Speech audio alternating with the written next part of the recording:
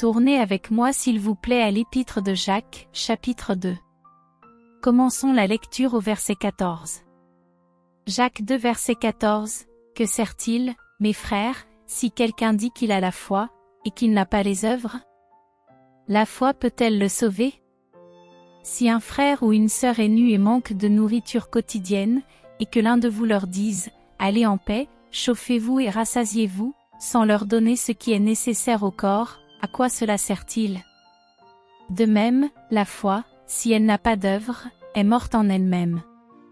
Un homme dira peut-être, toi, tu as la foi, et moi, j'ai les œuvres. Montre-moi ta foi sans les œuvres, et moi je te montrerai ma foi par mes œuvres. Tu crois qu'il y a un seul Dieu? Tu fais bien, les démons le croient aussi, et ils tremblent. Veux-tu savoir, ô homme vain, que la foi sans les œuvres est morte? Abraham, notre père, n'a-t-il pas été justifié par les œuvres lorsqu'il a offert son fils Isaac sur l'autel? Tu vois que la foi agissait avec ses œuvres, et que par les œuvres, la foi a été rendue parfaite. Maintenant, je voudrais lire une autre traduction pour plus de clarté. Selon Way, verset 14, à quoi sert-il, mes frères, si un homme prétend avoir la foi mais que ses actions ne correspondent pas? Au verset 22, toujours dans la traduction de Way, à propos d'Abraham, il est dit, vous remarquez que sa foi coopérait avec ses actions et que par ses actions, sa foi a été perfectionnée. Cette traduction est plus claire pour nous, la version King James est un peu obscure. Certaines personnes lisent ce passage et pensent qu'il parle du salut, mais ce n'est pas le cas ici. Jacques écrit aux croyants, à ceux qui sont déjà sauvés, le salut n'est donc pas le sujet ici. Il parle du fait que la foi sans des actions correspondantes ne fonctionnera pas pour vous, même si vous êtes croyant. L'une des erreurs les plus graves que font de nombreux croyants est de confesser leur foi dans la parole de Dieu tout en contredisant cette confession par des actions inappropriées. Ouais, traduit cela correctement, il vaut mieux cesser de penser en termes d'œuvres et comprendre qu'il s'agit d'actions. Nous disons que nous faisons confiance à Dieu pour nos finances, mais en même temps, nous nous inquiétons de comment payer nos factures. Ne voyez-vous pas que nos actions ne correspondent pas à notre foi? C'est ce qu'il nous dit ici. Un moment, nous confessons que la parole de Dieu est vraie et que toute promesse de Dieu est certaine, qu'il tiendra sa parole avec nous, et l'instant d'après, nous contredisons tout cela par des actions incohérentes. Vos actions doivent correspondre à votre foi si vous voulez recevoir de Dieu. Dans le premier chapitre de Jacques, verset 22, il est dit, « Mettez en pratique la parole, et ne vous bornez pas à l'écouter, en vous séduisant vous-même. » Beaucoup se trompent eux-mêmes, attribuant cela au diable ou à quelqu'un d'autre, mais en réalité, ils se trompent eux-mêmes parce qu'ils ne sont pas des acteurs de la parole. Les actions d'un acteur de la parole correspondent à sa confession. Jésus a dit dans Matthieu 7, 24-26, « Quiconque entend ces paroles que je dis, et les met en pratique, sera semblable à un homme prudent qui a bâti sa maison sur le roc. La pluie est tombée, les torrents sont venus, les vents ont soufflé et se sont jetés contre cette maison, elle n'est point tombée, car elle était fondée sur le roc. Mais quiconque entend ces paroles et ne les met pas en pratique sera semblable à un homme insensé qui a bâti sa maison sur le sable. La pluie est tombée, les torrents sont venus, les vents ont soufflé et ont battu cette maison, elle est tombée, et sa ruine a été grande. » Beaucoup de gens passent à côté de ce que Jésus dit ici. Jésus est le roc. Lorsque vous bâtissez sur Jésus, vous ne tomberez jamais. Mais nous voyons des gens autour de nous qui s'effondrent dès que la tempête arrive. Nous le constatons de tous côtés.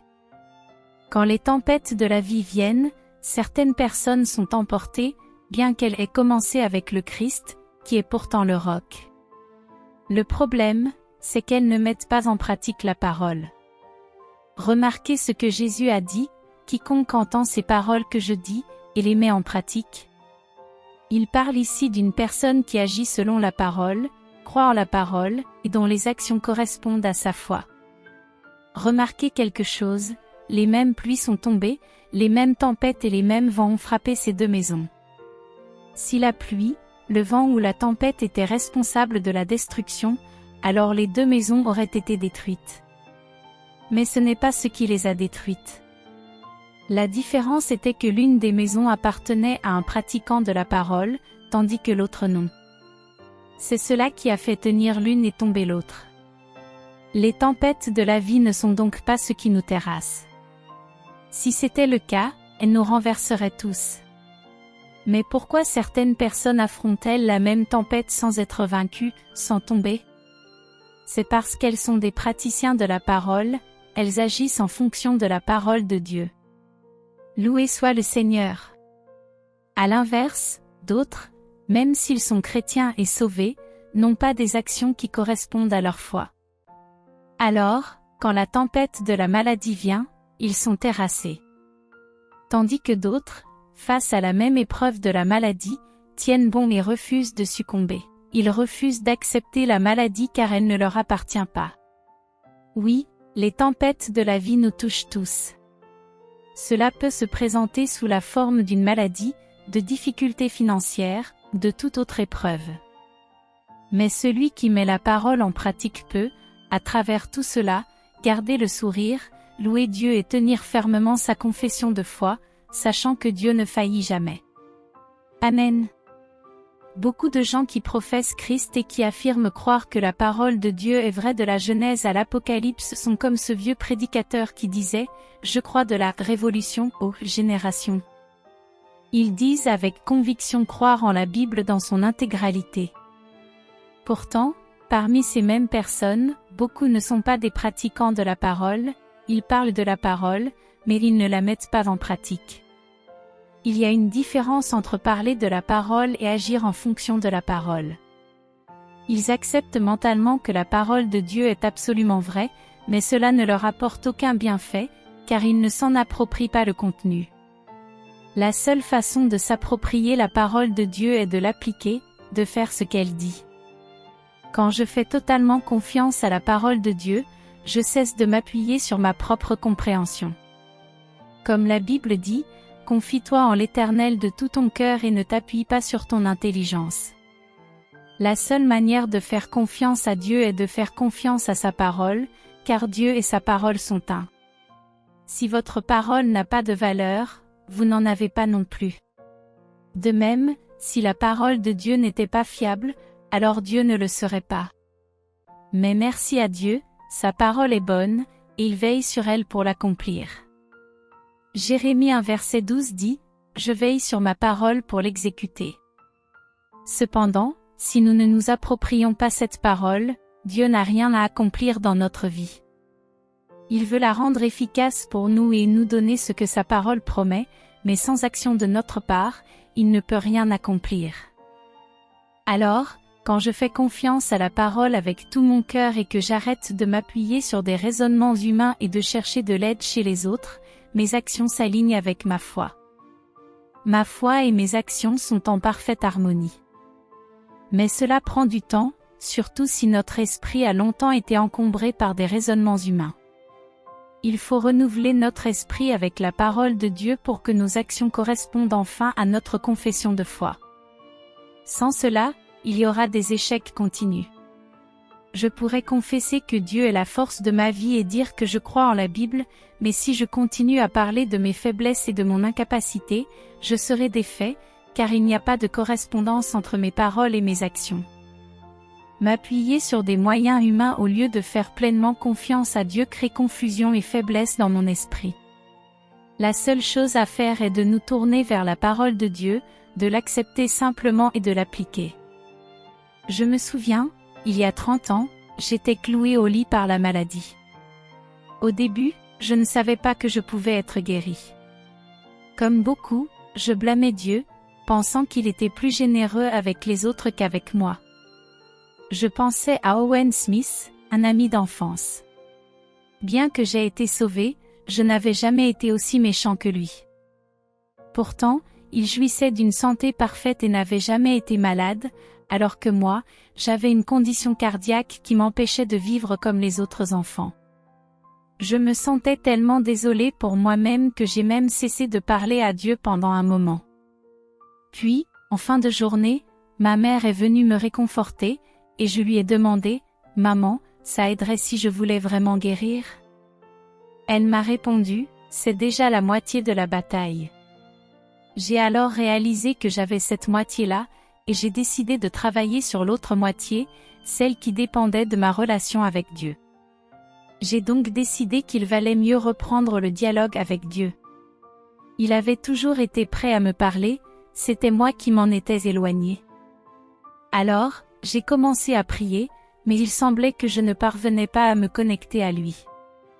Finalement, j'ai compris ce qui clochait, des mois auparavant, après avoir été sauvée, la première fois que j'ai pris la Bible en main, j'ai vu « Sainte Bible » écrit sur la couverture, avec « Ancien Testament » et « Nouveau Testament ». J'avais assez de bon sens pour savoir que le Nouveau remplaçait l'Ancien. Je me suis dit, je ne sais pas combien de temps il me reste, peut-être que je vais mourir dans 10 minutes, alors autant commencer par le Nouveau. Avant de commencer à lire, j'ai dit au Seigneur, « Je te promets que je ne douterai jamais de ce que je lis dans ta parole. Et dès que je comprendrai un passage, je le mettrai en pratique. » En d'autres termes, je m'engageais à devenir un acteur de la parole, pas seulement un auditeur. J'ai commencé par Matthieu, chapitre après chapitre, je progressais jusqu'au 6e chapitre, où j'ai buté sur le verset 25. Ce verset dit, « C'est pourquoi je vous dis, ne vous inquiétez pas pour votre vie, de ce que vous mangerez ou de ce que vous boirez, ni pour votre corps, de quoi vous serez vêtus. » Puis, il continue en expliquant comment les oiseaux du ciel et les fleurs des champs sont pris en charge par Dieu et que nous ne devrions pas nous inquiéter pour demain. Dans ma version, il était écrit, « Ne vous inquiétez pas pour demain » et en note de bas de page, il était mentionné, « Ne t'inquiète pas du tout. » Puis, j'ai été renvoyé à Philippiens 4:6, où il est écrit, « Ne vous inquiétez de rien. » Dans la version amplifiée, cela dit même, « Ne vous laissez pas troubler ou submerger par l'anxiété. » Là, Dieu me disait clairement de ne pas m'inquiéter. Mais moi, non seulement j'étais cloué au lit par la maladie, mais je m'étais aussi presque inquiété à mort. Ma grand-mère et ma mère étaient des championnes de l'inquiétude, et sans le vouloir, elles m'avaient appris à m'inquiéter aussi. En fait, j'étais devenu un maître dans cet art, même enfant. Pourtant, j'avais promis au Seigneur d'obéir à ce que je lisais, et là, sa parole me disait de ne pas m'inquiéter.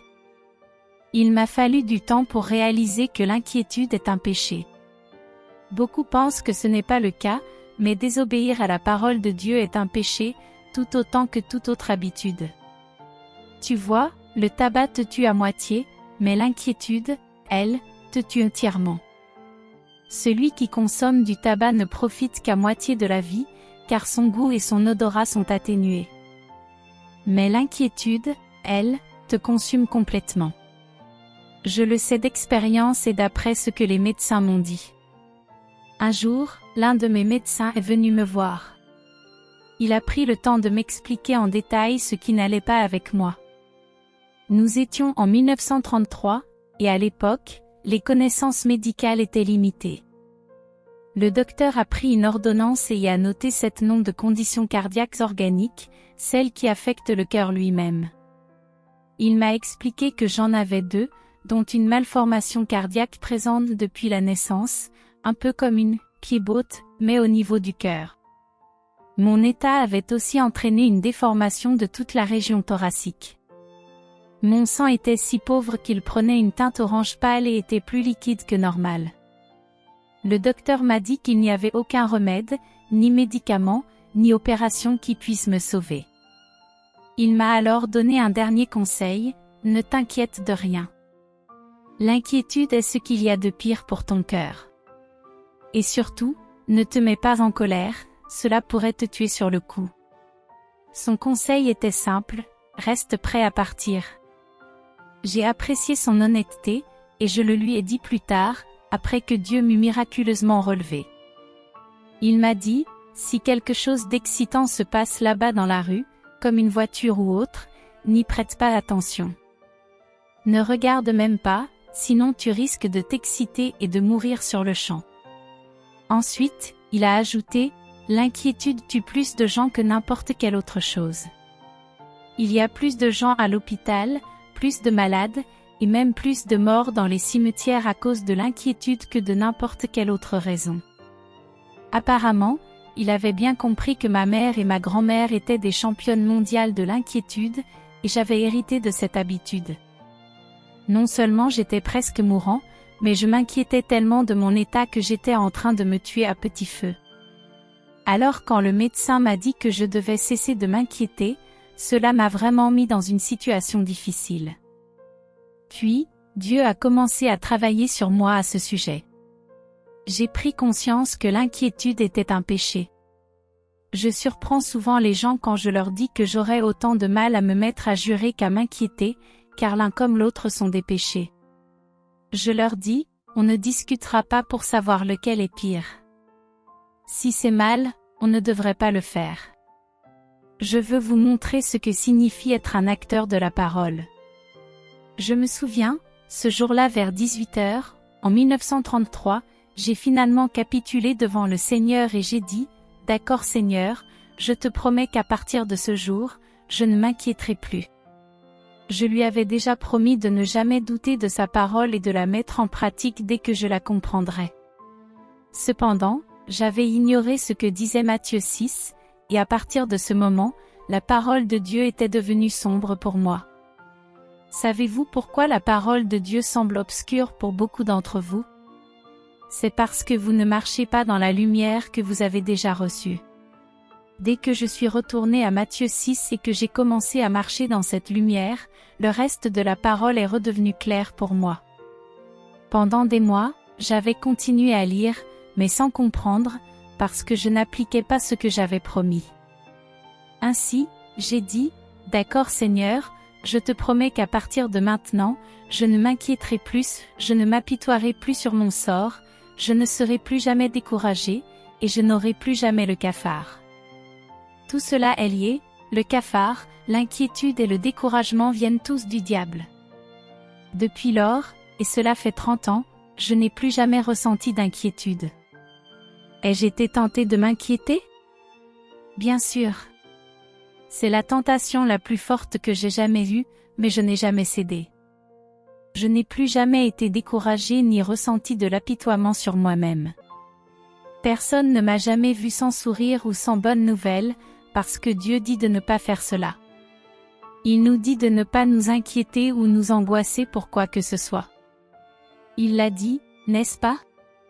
Dieu nous demande d'être des acteurs de sa parole. Si nous disons que nous croyons en la parole, alors mettons-la en pratique, avec des actions qui correspondent à ce que nous croyons. Quand nous le faisons, cela fonctionne pour nous. Gloire au Seigneur. Il m'a fallu un certain temps pour que ma femme abandonne elle aussi l'habitude de s'inquiéter. Elle est ici ce soir, et elle vous dira que tout cela est vrai. Elle s'est appuyée sur la parole pendant un certain temps, mais elle a fini par lâcher cette habitude d'inquiétude il y a bien longtemps. Je me souviens qu'une fois, l'épouse d'un prédicateur me parlait, et elle m'a dit, « Oh, j'ai arrêté de m'inquiéter il y a longtemps. Avant, je m'inquiétais, mais maintenant, plus du tout. » Je me rappelle qu'une fois, elle s'est mise en colère contre moi à propos de quelque chose quand les enfants étaient tout petits, il y avait seulement 19 mois entre eux. Nous étions arrivés chez nous un soir, en entrant dans la maison, et moi je portais un enfant tandis qu'elle portait l'autre. Juste à ce moment-là, elle m'a dit, « Je ne crois pas que tu t'inquiéterais même si les 2 enfants tombaient morts instantanément. » Je lui ai répondu, « Bien sûr que non, ce serait idiot de commencer à m'inquiéter à ce moment-là. » Quel bien cela ferait-il? De quoi m'inquiéter? Se soucier de ça n'y changerait rien. Jésus dit, dans l'Évangile, « Quelqu'un parmi vous, par ses inquiétudes, peut-il ajouter une seule coudée à sa taille? » S'inquiéter ne ramènerait pas les enfants à la vie, n'est-ce pas? C'est la chose la plus stupide que l'on puisse faire. Ça a un peu énervé ma femme, mais finalement, elle a compris et a vu la lumière. Loué soit Dieu. Cela peut paraître un peu humoristique, mais c'est tellement vrai. Nous devons comprendre cela. Merci à Dieu que nous puissions être des acteurs de sa parole et non seulement des auditeurs. Car si nous ne mettons pas en pratique la parole, nous nous trompons nous-mêmes. Jacques a dit, « Soyez des acteurs de la parole et non des auditeurs seulement, en vous trompant vous-même. » La marge de la traduction King James précise, « En vous dupant vous-même. » Dans 1 Pierre 5 verset 7, Pierre dit, « Déchargez-vous de tous vos soucis sur lui, car il prend soin de vous. » J'aime particulièrement la traduction amplifiée qui dit, « Déchargez-vous de tous vos soucis, toutes vos anxiétés, toutes vos préoccupations, une bonne fois pour toutes, sur lui, car il prend soin de vous avec affection et veille sur vous. » Je me souviens aussi que quand j'ai pris la direction d'une église en 1939, c'était une église que presque personne ne voulait pastorer, c'est la vérité. C'était une église avec un lourd passé de troubles, qui n'avait jamais soutenu un pasteur en 23 ans. J'étais le premier pasteur qu'ils ont soutenu. J'allais à des réunions fraternelles ou à des rassemblements, et certains ministres m'ont dit plus tard qu'ils se retrouvaient en train de discuter de leurs problèmes, et que je passais par là, souriant, et qu'ils me demandaient, « Alors, comment va la bataille ?» Et je répondais, « Les amis, tout va merveilleusement bien. Je n'ai aucun souci, aucun tracas. » Et ils se disaient entre eux, « Mais comment peut-il dire cela? Il a l'église la plus difficile à gérer, avec des gens compliqués à traiter, en plus de ses problèmes personnels comme sa mère et son frère qu'il doit aider. Je sais que lui aussi a des soucis financiers. » Mais non, je n'avais aucun souci. Ceux qui ne connaissent pas la parole de Dieu s'inquiètent. Moi, j'ai trop de sagesse biblique pour m'inquiéter, et si vous aviez assez de sagesse biblique, vous n'inquiéteriez pas non plus, car vous feriez ce que la parole vous dit de faire. Il me semble que les gens devraient être heureux de se libérer du poids de l'inquiétude. Le verset dit, « Déchargez-vous de tous vos soucis, une fois pour toutes. » La Bible nous dit que c'est une fois pour toutes.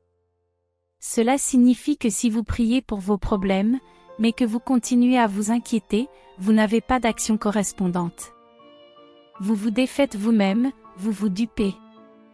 Dieu veut vous aider, mais vous vous placez dans une situation où il ne peut pas vous atteindre. Vous êtes dans une zone de non-droit, à mi-chemin entre Dieu et le diable, et Dieu ne peut pas vous aider tant que vous ne lui laissez pas vos soucis. Le diable, en revanche, peut vous semer la confusion et vous maintenir dans la défaite. Avant de quitter la maison, je savais que j'avais des soucis, des responsabilités et des préoccupations naturelles. Si seulement je pouvais vous raconter tous les défis que j'ai rencontrés dans cette église.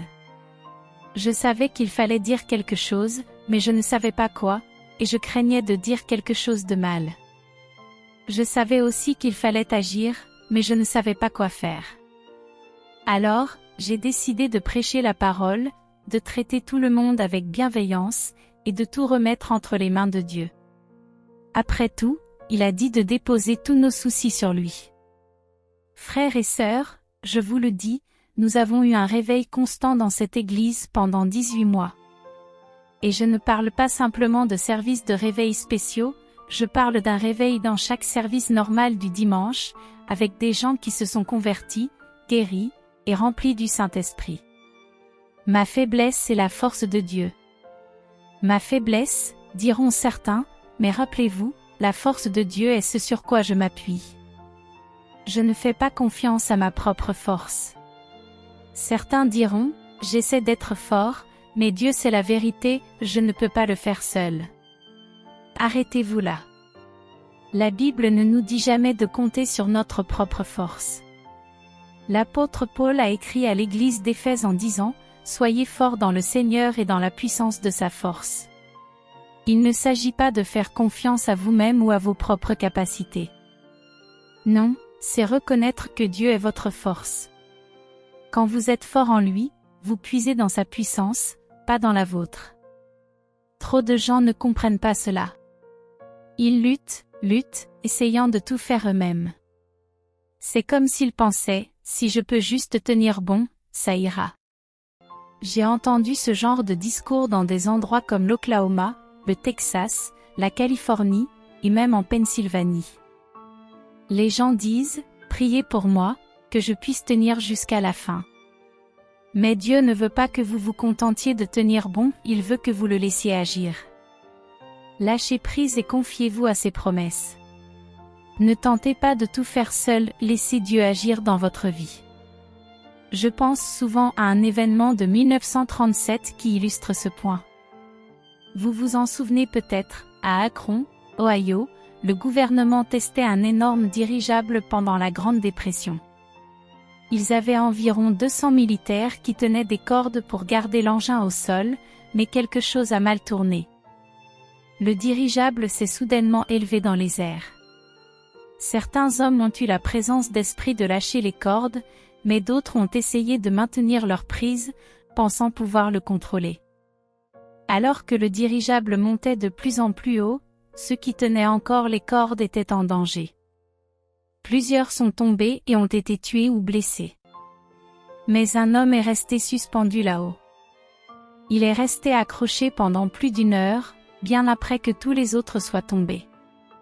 Au fur et à mesure que les minutes passaient, 30 minutes, 45 minutes, puis 1 heure, la foule en bas craignait pour sa vie.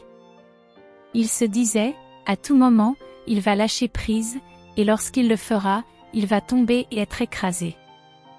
Mais contre toute attente, il est resté suspendu. 1 heure et 45 minutes plus tard, une équipe de secours l'a finalement remonté et l'a sauvé. Cet homme ne comptait pas sur sa propre force. Il s'appuyait sur quelque chose de bien plus grand, quelque chose qui l'a maintenu dans les airs, bien après que tous les autres aient abandonné. Et c'est ainsi avec Dieu. Quand vous arrêtez de compter sur votre propre force et que vous vous confiez en lui, vous découvrirez qu'il peut vous soutenir d'une manière que vous n'auriez jamais imaginée. Gloire à Dieu, il est la force de notre vie. Se reposer sur Dieu et ne pas s'appuyer sur notre propre force. Ils ont vu qu'il avait tout donné, mais il a dit, « Oh, je vais bien ». Ils l'ont examiné et ont trouvé qu'il n'était pas blessé. Comment se fait-il que tout le monde soit tombé, certains ont tenu bon mais n'ont pas pu tenir si longtemps? Comment as-tu pu tenir aussi longtemps? Il a répondu, je n'ai pas tenu. Il a expliqué, quand j'ai vu que j'étais trop loin du sol pour lâcher prise sans me blesser, je savais qu'il fallait que je garde le contrôle. J'ai attrapé environ 1 mètre de corde, avec une main, j'ai maintenu la corde, et avec l'autre, j'ai fait un nœud autour de ma taille. Je ne tenais pas la corde, c'est elle qui me tenait. Là, vous pouviez voir les autres, avec des visages pleins de crainte, criant et pleurant, certains serrant les poings, tentant d'aider ce pauvre homme à tenir bon. Et lui, là-haut, oscillant librement, profitant du paysage, se sentant bien. C'est exactement ainsi que beaucoup de chrétiens abordent leur vie spirituelle, ils essaient de tenir bon et de résister jusqu'à ce qu'ils soient épuisés. Certains finissent par lâcher prise et chutent. Ce qu'ils devraient faire, c'est s'enrouler dans les promesses de Dieu, se laisser aller et profiter de la liberté que Dieu leur offre, tout en savourant le voyage spirituel. Gloire à Dieu, Amen. D'autres, encore, se comportent un peu comme ce garçon dans une histoire que j'ai entendue pour la première fois dans une église baptiste. Quand j'étais enfant, mes pieds ne touchaient même pas le sol quand je m'asseyais sur un banc. Nous avons tous entendu des variantes de cette histoire, mais elles illustrent le même principe, beaucoup de gens traversent la vie en portant leur propre fardeau, comme cet homme qui marchait sur la voie ferrée, un sac sur le dos et une pioche dans chaque main. Il rencontra un chef de gang qui réparait la voie. Voyant l'homme, il s'approcha pour lui parler.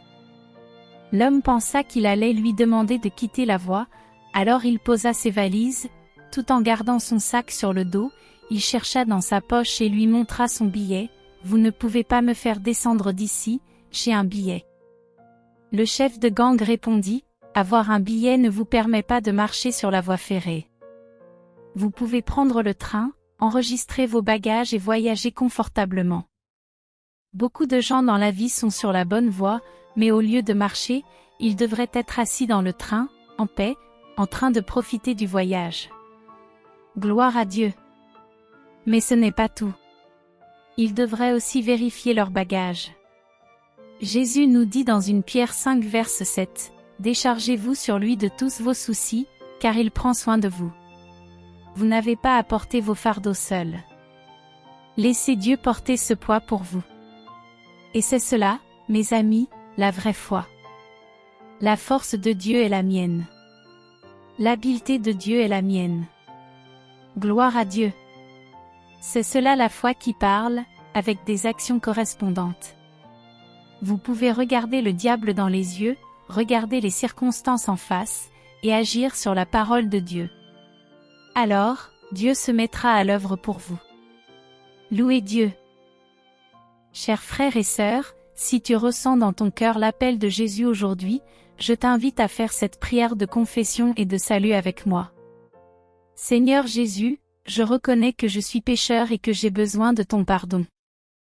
Je crois que tu es mort sur la croix pour mes péchés et que tu es ressuscité pour me donner la vie éternelle. Aujourd'hui, je t'ouvre mon cœur et je t'accepte comme mon Seigneur et Sauveur. Lave-moi, purifie-moi et transforme-moi. Remplis-moi de ton Esprit Saint et guide-moi chaque jour dans tes voies. À partir de maintenant, je veux te suivre et vivre pour toi. Merci pour ton amour infini, ta grâce et ton salut. Amen. Si tu as fait cette prière, sache que les cieux se réjouissent avec toi. Bienvenue dans la famille de Dieu.